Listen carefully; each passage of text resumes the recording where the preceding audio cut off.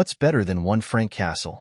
How about two Frank Castles shooting guns right next to each other? While that sounds like a situation ripped from the pages of a Punisher comic book, it actually happened in real life with former Punisher movie star Thomas Jane and current Punisher and Daredevil, born-again TV star Jon Bernthal.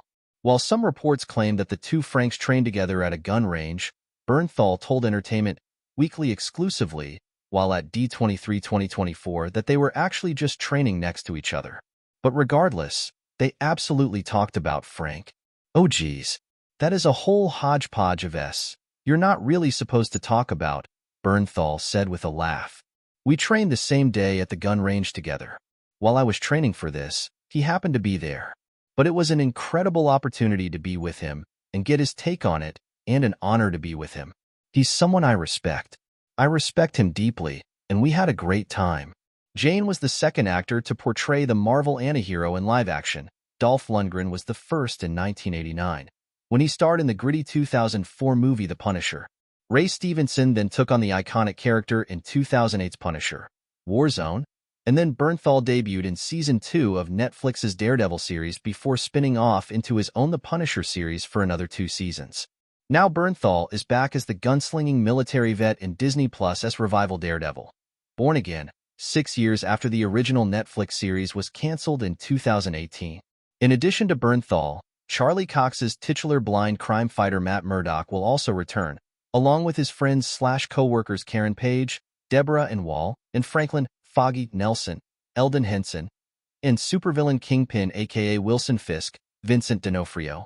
Cox has already reprised his role as Daredevil in Spider-Man, No Way Home and She-Hulk, Attorney at Law, while D'Onofrio has already returned as Fisk in Hawkeye and Echo. D'Onofrio joked to EW that the fact that all 5 of these actors are in the same room at the same time in the new Disney Plus series is enough of a connection to the original Netflix run, but then he got serious about how the revival will call back to the previous show. There are storylines that reach back to the original series, he said.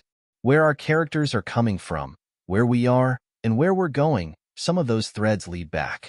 Cox loved having a shared character history between the series because it gives such texture. But at the same time, it can be an enemy, because that is the stuff that's left behind you as you go forward and then you're tied to it, he added. I felt like the writers and showrunner Dario Scardapane did a really amazing job at finding a way for us to have our history, to have our connections, but not dwelling on it so much that you are tied to it the whole time. Bernthal said that any enormous leaps taken with Frank or any other character isn't done without explanation. And not in a spoon-fed, candy-ass way, he added. If there were things that were much different, it was done for a reason and very intentional. It wasn't just huge jumps. I do continue to be blown away by how respectful this group is and how much these folks who lead this show demand that we're respectful to the fans. We'll also promise that our history stands in regard to the previous 3 seasons. What the characters went through still exists, that's still part of who they are. It's just that now we're catching up with them at a different point in their lives, she said. Daredevil, Born Again is set to premiere March 2025 on Disney Plus.